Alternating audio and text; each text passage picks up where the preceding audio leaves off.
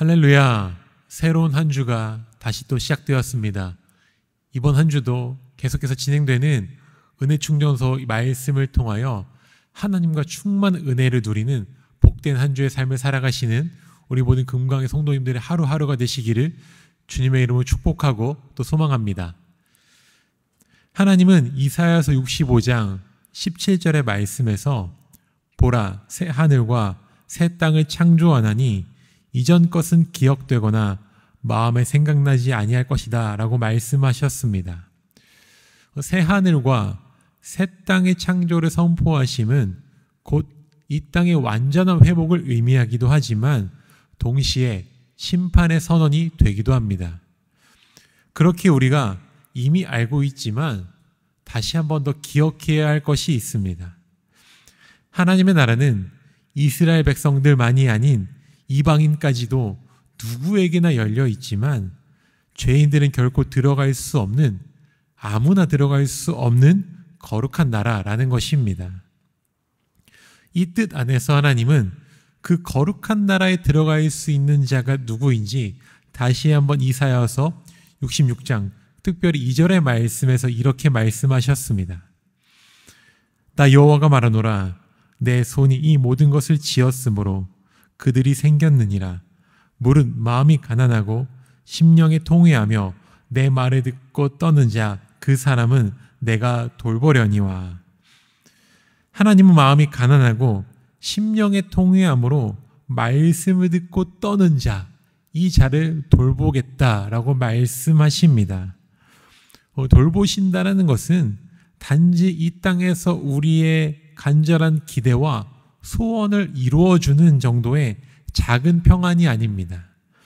영원한 나라, 새 하늘과 새 땅에서 그의 백성들을 영원토록 돌보시겠다라는 영원한 평안의 선포인 것입니다.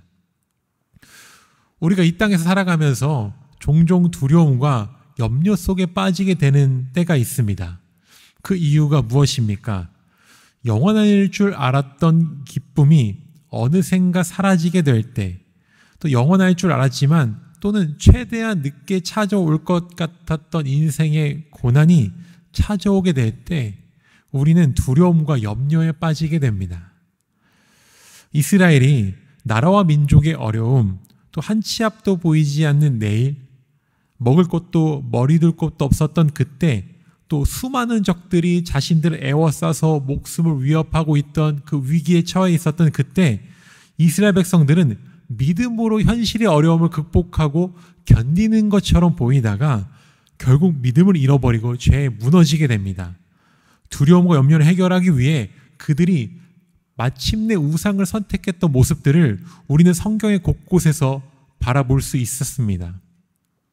하나님 그때 그런 이스라엘을 심판하셨고 심판하실 수밖에 없었습니다.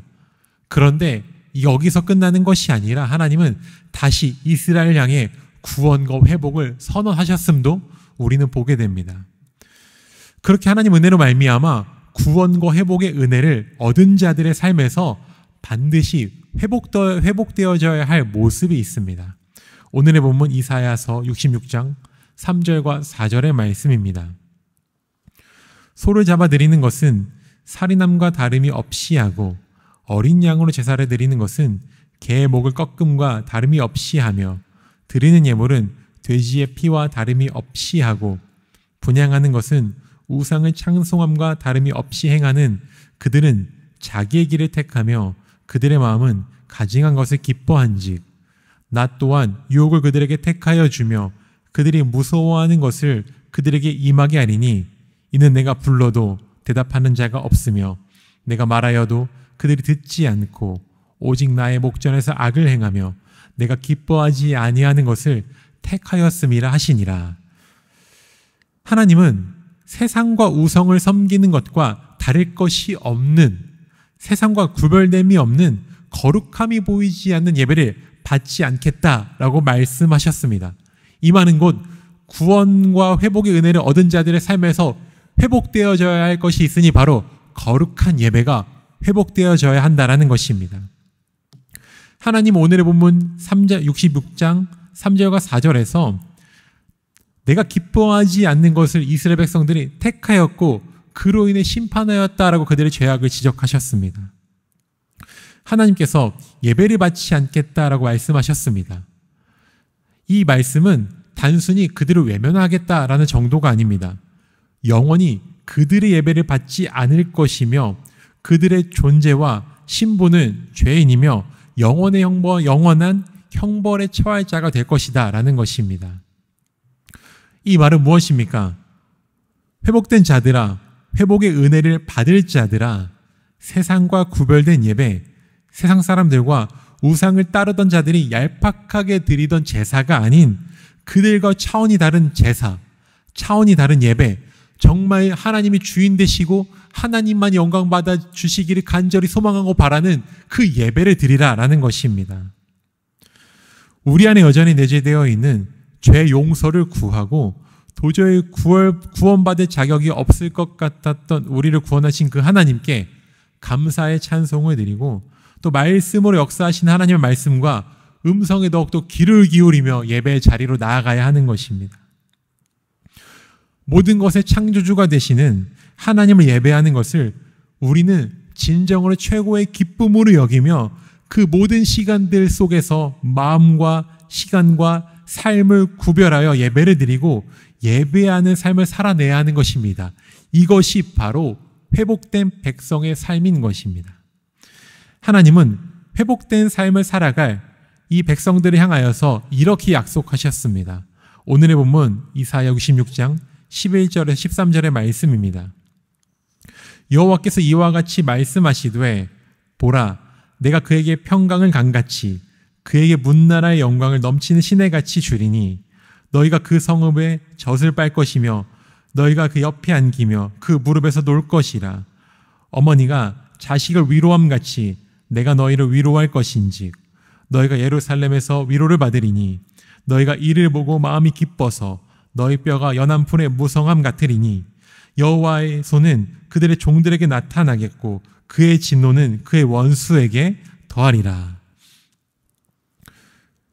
우리가 아무것도 할 수 없는 어린아이와 같고 또 부모의 돌봄이 없이는 아무것도 할 수 없는 작고 연약한 존재이지만 우리의 주인이며 아버지가 되신 하나님께서 우리를 먹이시고 돌보시겠다라고 약속하셨습니다. 희망이 없고 모든 것을 잃어버린 땅처럼 보이나 그곳에서 하나님은 회복된 백성들 너희들이 곧 하나님의 위로를 받을 것이다 라고 말씀하셨습니다. 사랑하는 우리 모든 금강의 성도님들, 우리 성도님들의 인생을 돌보시는 분은 오직 하나님 한 분뿐이십니다. 사랑으로 우리를 위로하고 돌보실 수 있는 분은 오직 하나님뿐이십니다. 그 하나님께서 우리 성도님들의 삶을 사랑으로 돌보고 위로하시겠다라고 약속하셨습니다. 우리의 삶이 예배가 될 때, 예배가 우리의 삶이 될 때 삶의 모든 현장 속에서 분명 우리는 주님의 숨결을 느끼고 주님의 돌보심의 은혜를 충만하게 누리게 될 것입니다. 진정한 예배, 감사와 감격이 있는 예배, 기쁨과 사랑이 있는 예배를 드리는 이 삶을 통하여 예배가 삶이 되고 삶이 예배가 되는 이 삶을 통하여 우리 성도님의 삶이 정말 주님의 사랑을 충만하게 누리고 주님의 돌보심을 충만하게 누리는 그 은혜의 삶을 살아가는 복된 삶이 되는 우리 모든 금강의 성도님들의 삶이 되시기를 주님의 이름으로 축복하고 소망합니다. 우리 함께 기도하겠습니다.